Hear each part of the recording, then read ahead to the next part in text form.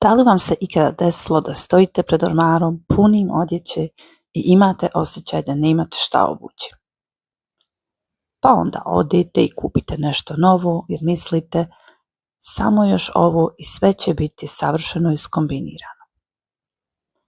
Ali za neko vrijeme shvatite da ni taj novi komad odjeće ništa posebno nije promijenio i počinje ponovni lov na novi komad.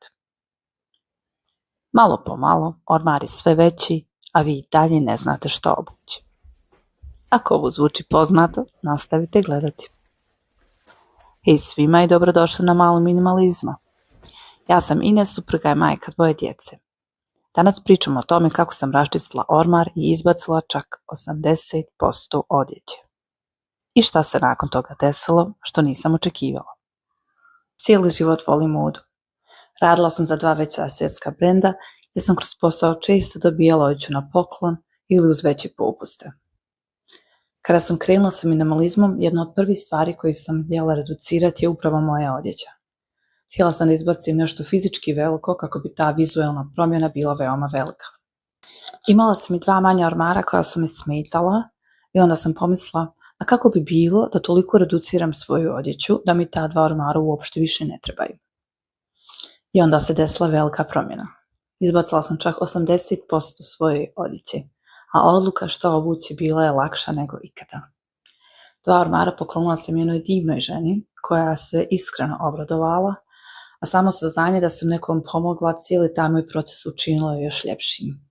Danas kada otvorim svoj ormar, sve što vidim u njemu izaziva sreću, a smišljanje kombinacija nije bilo nikad lakše.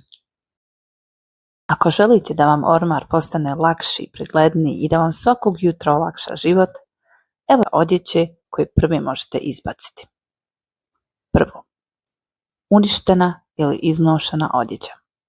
Sve ono što je izgubilo oblik, boju, rasteglo se ili više nema elastičnost. Ako ne izgleda dobro na vama, nema potrebe ni da zauzima prostor u vašem ormaru. Drugo, odjeća koja vam više ne odgovara. Bilo da je preuska ili preširoka, čak i ako je u savršenom stanju. I tu želim da vam kažem nešto važno. Nemojte se osjećati krivima. Novac je već potrošen, a držanje takvih komada u ormaru samo vas dodatno opterećuje. Treće je poznato pravilo 90 dana.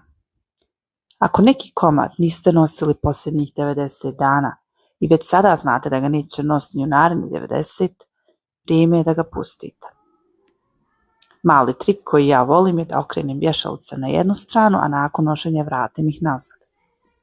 Tako vrlo brzo vidite šta stvarno nosite. Četvrto, duplikati. Možda imate 5, 6 ili 8 istih bijelih košulja. Izaberite 3 do 5 omiljenih, a ostalo donirajte. Cilj je da vam se ormar svidi svaki put kada ga otvorite. Peto, neudobna odjeća. Možda izgleda savršeno, možda je čak nova, ali ako vas steže, žulja ili vam materijal ne paše, nećete je nositi. Sve što imate u ormaru treba da bude udobno i da se u tome osjećate dobro. Šesto, prošli trendovi. Odjeća koja više ne odgovara vašem stilu, godinama ili načinu života. Možda neki stariji komadi, a možda samo stvari koje nisu više vi.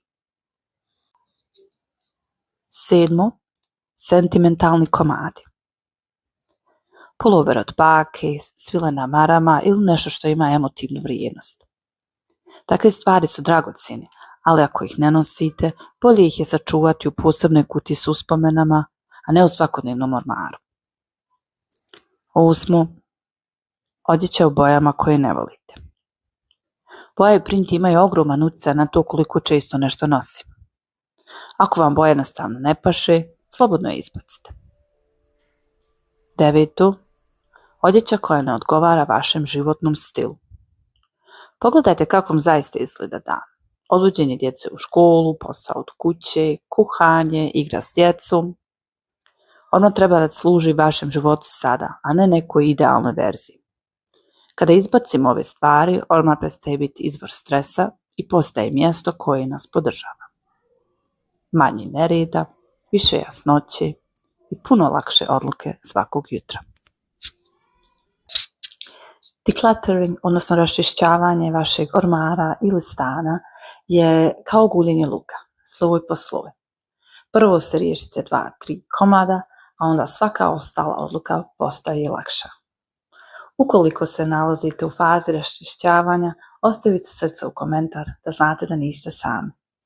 Ukoliko vam se svidio moj video, bila bi zahvalna za like ili share. Želim vam lijep dan. Vidimo se brzo.